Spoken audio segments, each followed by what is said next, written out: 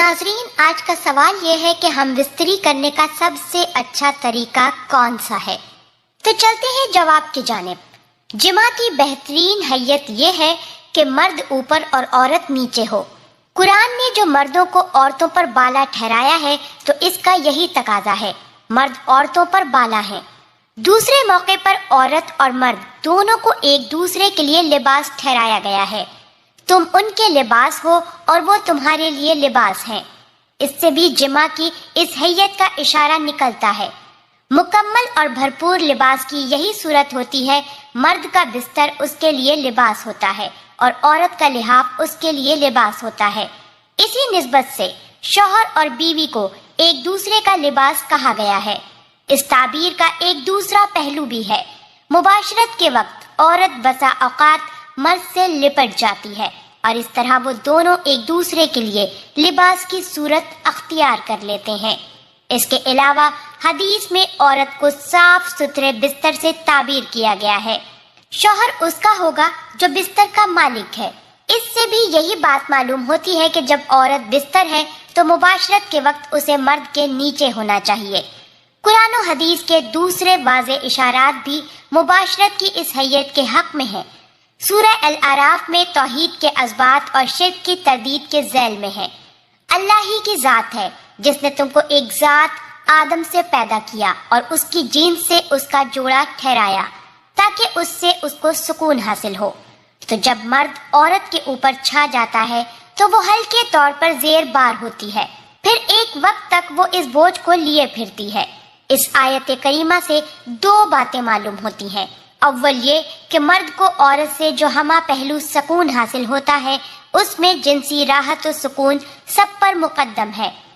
عورت کے اندر جنس کی یہی آمیزش ہے جس کے نتیجے میں مرد کو اس سے وہ تسکین حاصل ہوتی ہے جو اسے کہیں اور سے حاصل نہیں ہوتی۔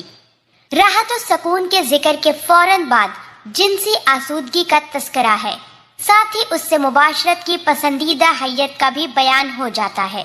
آیت کریمہ نمبر 1، کیا پس تم نے دیکھا وہ جو تم منی ٹپکاتے ہو؟ نمبر 2، پانی کے بوند سے جب کہ اسے ٹپکایا جاتا ہے۔ اور نمبر 3، کیا انسان منی کا قطرہ نہ تھا جسے رحم مادر میں ٹپکایا گیا؟ القیامہ کا بھی یہی مفہوم ہے کہ مرد کے منی ٹپکانے کا مطلب یہی ہے کہ مجامعت کے وقت اسے عورت کے اوپر ہونا چاہیے۔ پہلی آیت کریمہ میں تو خطاب مردوں سے ہے، دوسری دونوں آیت کریمہ میں بھی نطفہ کا ٹپکایا جانا فطرت اور محل کا تقاضا کرتا ہے۔ یہ ظرف اور محل عورت کی بچہ دانی ہی ہے۔ اس کے علاوہ حدیث میں اس کی صاف صراحت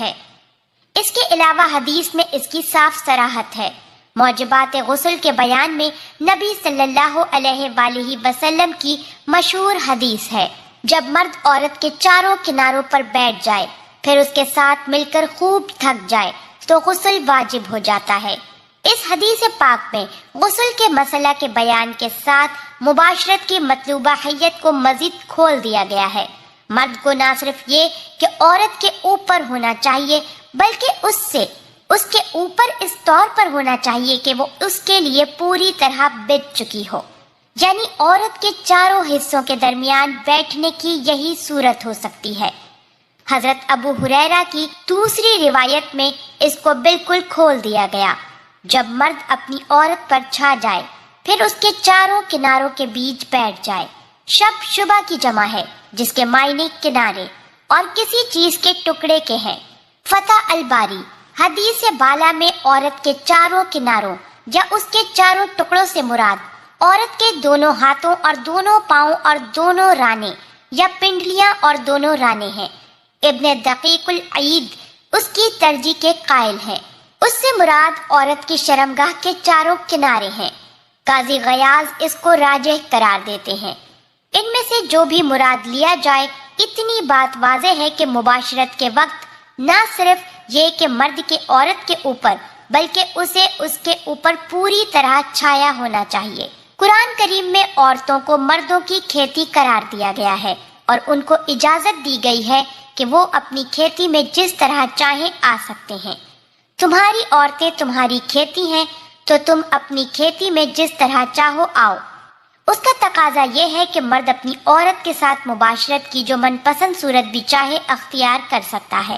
قرآن و حدیث کے اندر مذکورہ بالا اشارات و تصریحات کا تقاضا ہے کہ مباشرت کی حیت میں جو بھی تنوع ہو جس کی تفصیل آگے آتی ہے، مرد کو بہرحال عورت کے اوپر ہونا چاہیے۔